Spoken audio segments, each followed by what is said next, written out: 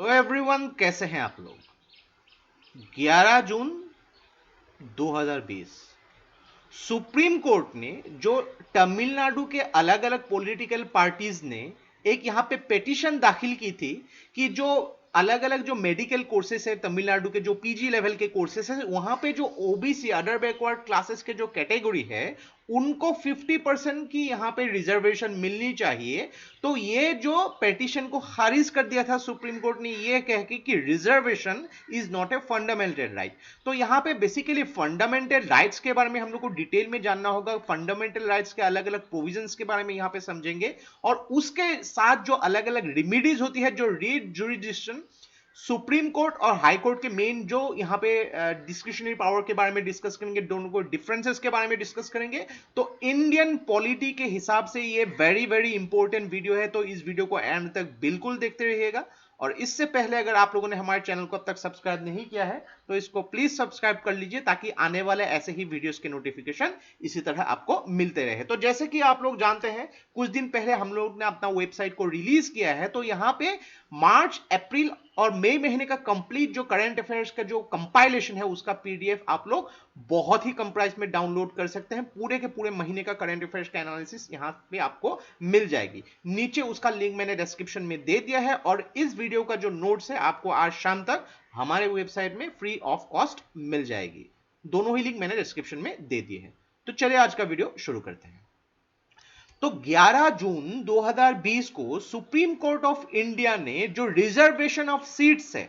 उसके बारे में एक यहां पे जो है एक ऑर्डर मेंशन किया कि रिजर्वेशन ऑफ सीट जो है अलग अलग जो कम्युनिटीज को दिए जाते हैं ये एक फंडामेंटल राइट नहीं है। तो इसका बैकग्राउंड देखेंगे कि अलग अलग जो पॉलिटिकल पार्टीज है यहां पे उन्होंने एक पिटीशन फाइल की थी कि सुप्रीम यहां पे जो है तमिलनाडु में अलग अलग जो पीजी लेवल के कोर्सेस में ओबीसी की रिजर्वेशन कैटेगरी में 50% की रिजर्वेशन ओबीसी क्लास के कम्युनिटी के लोगों को यहां पे मिलनी चाहिए। और उसके पहले जो फरवरी 2020 में सुप्रीम कोर्ट ने यहां पे बोला गया था कि यहां पे जो है कोई भी अगर रिजर्वेशन से रिलेटेड चाहे वो पब्लिक जॉब्स हो या भी कुछ भी यहां पे सीट से रिलेटेड हो वो एज ए फंडामेंटल राइट के हिसाब से क्लेम नहीं किया जा सकता है। तो यहां पे एक चीज देखिए कि किसी भी व्यक्ति का अगर फंडामेंटल राइट जो है ये वायोलेट होता है तो ये अकॉर्डिंग टू आर्टिकल 32 भारत के जो संविधान के हिसाब से सुप्रीम कोर्ट हो या फिर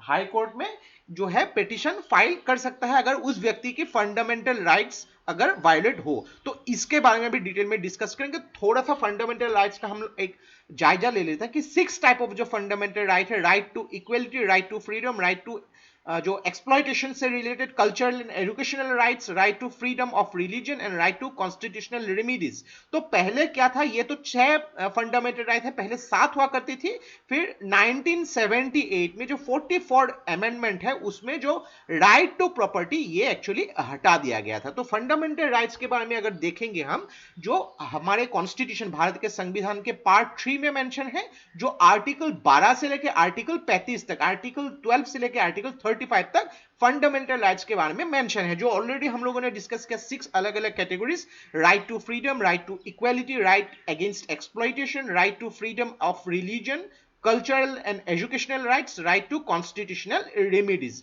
तो यहां पे देखिए भारत के संविधान में आर्टिकल 15 और आर्टिकल 16, तो यहां पे एक जो है प्रोविजन दिया गया है कि किसी भी कम्युनिटी जहां पे अगर सोशली या फिर एजुकेशनली बैकवर्ड है उन लोग को एजुकेशन या सोशल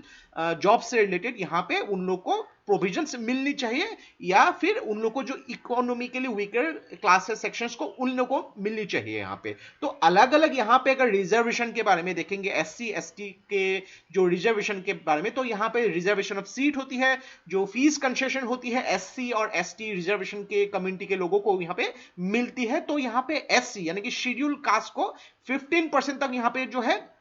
प्रोविजन है और शेड्यूल ट्राइब को जो है यहाँ पे 7.5%। अगर बात करेंगे ओबीसी रिजर्वेशन के लिए तो ये 27% जो है कॉन्स्टिट्यूशन में यहाँ पे जो है मेनली मेंशन्ड है। और यहाँ पे अगर बात करेंगे अलग अलग स्टेट गवर्नमेंट्स जो है इसको अलग अलग रूप से इसको बढ़ा भी सकती है। फॉर एग्जांपल तमिलनाडु ने इसको 50% तक बढ़ा के रखा हुआ है। अगर बात करेंगे 1992 में इंदिरा स्वाहानी का एक जजमेंट के हिसाब से सुप्रीम कोर्ट ने जो यहाँ पे रिजर्वेशन का है उसका अपर लिमिट फिक्स कर दिया था, यानी कि टोटल जितने भी रिजर्वेशन हो उसको 50% से ज्यादा नहीं हो सकता है। ये कॉन्स्टिट्यूशनली इसको एक्चुअली मेंशन कर दिया गया था। और अगर बात करेंगे हम लोग जो इकोनॉमिकली वीकर क्लास, जो 2019 में जो 103rd कॉन्स्टिट्यूशनल अमेंडमेंट एक्ट में इसको जो अमेंड किया गया था कि जो अलग अलग कंडीशन में जो इकोनॉमिकली वीकर क्लास है उन लोग को भी 10% तक रिजर्वेशन मिलेगी अलग अलग एजुकेशनल इंस्टीट्यूट्स या फिर गवर्नमेंट जॉब से रिलेटेड।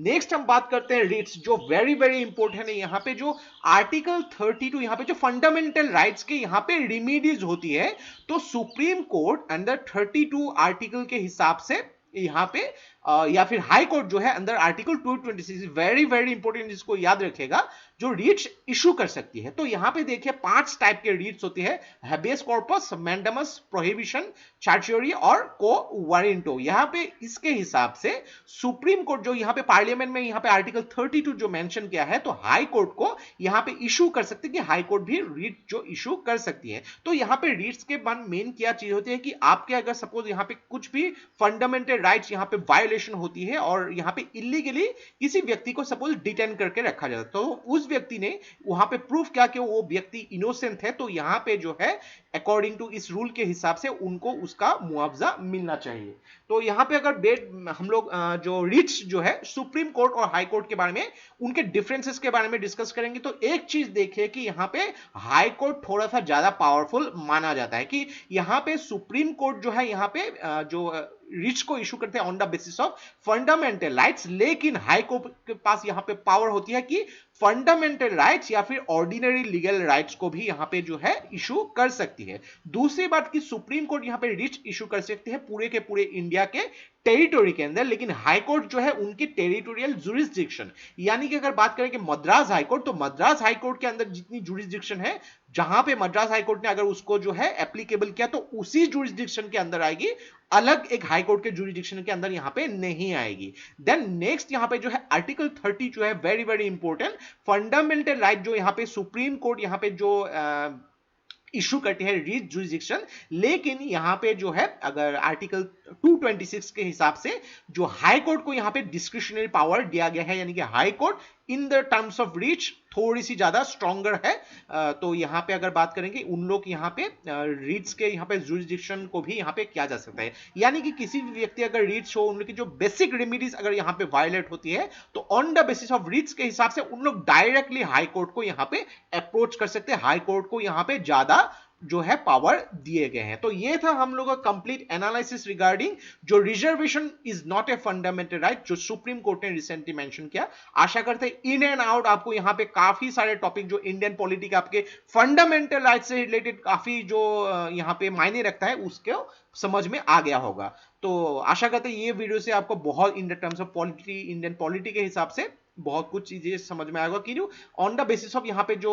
कंटेम्परेरी इश्यूज होते हैं उसके हिसाब से हम डिस्कस करते हैं। तो ये वीडियो अगर आप लोगों को अच्छा लगता है इसको प्लीज लाइक कीजिए, इसको सब्सक्राइब कीजिए, उसको शेयर कर दीजिए, क्योंकि ऐसे वीडियोस बनाने के लिए हम लोग को बहुत ज्यादा मेहनत और रिसर्च की जरूरत होती है, और आप लोग का सपोर्ट हम लोग को बहुत ज्यादा इंस्पायर करता है और भी हार्ड वर्क करने के लिए। तो आज के लिए बस इतना ही, देखते रहिए study rise, take care, thank you and जय हिंद।